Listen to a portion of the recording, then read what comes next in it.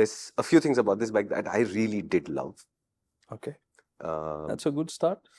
and given the last few bikes that they did, some of those things really did stand out. Okay. There are things that I was hoping for, like, this time they'll get it right.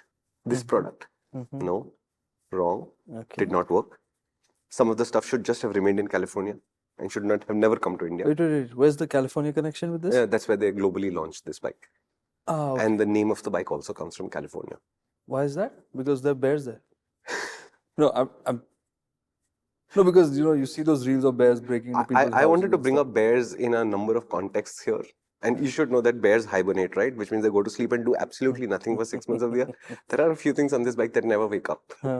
But just to give you a quick run of history, because I think enough people have covered the history enough times. I'm sorry, I have no clue. That's okay.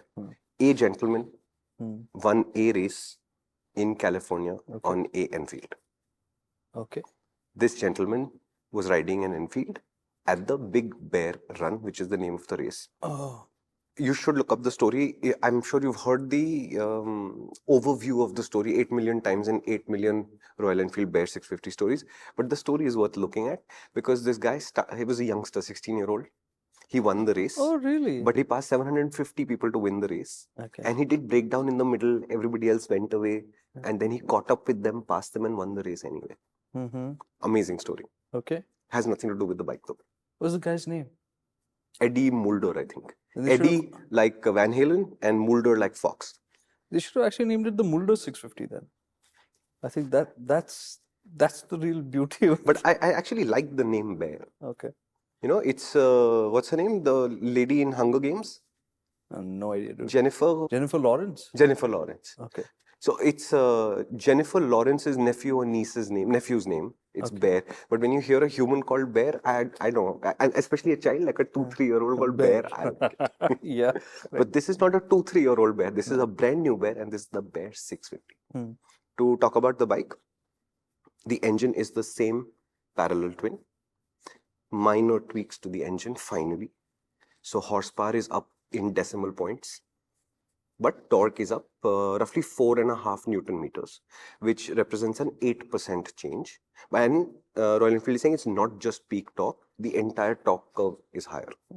One of the reasons they're crediting is the fact that this doesn't have the 2 exhaust anymore. It has a 2-into-1 single-sided exhaust. So it doesn't stick out on both sides. And this exhaust is far less likely to get scratched in a parking lot when you leave it in a crowded place like used to happen with the other 650s. No word on if this exhaust is going back to any of the other 650s or not. Technically, it's the same engine, so in theory, you should be able to buy it and fix it back if you feel like it. But the tuning has changed, so be careful with that. No other fundamental mechanical changes. Gearing, wearing, everything remains more or less in the same zone. And again, Royal Enfield does the same thing where the rear tire has changed, but the circumference is more or less the same as the Interceptor, so the net gearing is the same. So the rim size has gone down? It's a 19 front and a 17 rear, whereas the Interceptor is a 18. Yeah. In the process, they've also given it more suspension. And it's literally more suspension because it doesn't do much. So at the back, the Interceptor used to have 90 millimeters of travel, 88. This one has 113 or 14 or something like that. Really? I put the exact numbers. And the front now has 130 millimeters of travel, whereas it used to have some 110 or something like that. Okay, so this is because it's a scrambler now? So essentially the idea was that Eddie's story is a desert racing kind of story. And the desert racer is a kind of very specific kind of scrambler. And the idea was, I think Royal Enfield is now at a stage where they're trying to say, instead of having Classic 350 be the end all and be all of the volume game, can we do lots of little niches that will play well in the global market? And that will give Indian enthusiasts a choice also.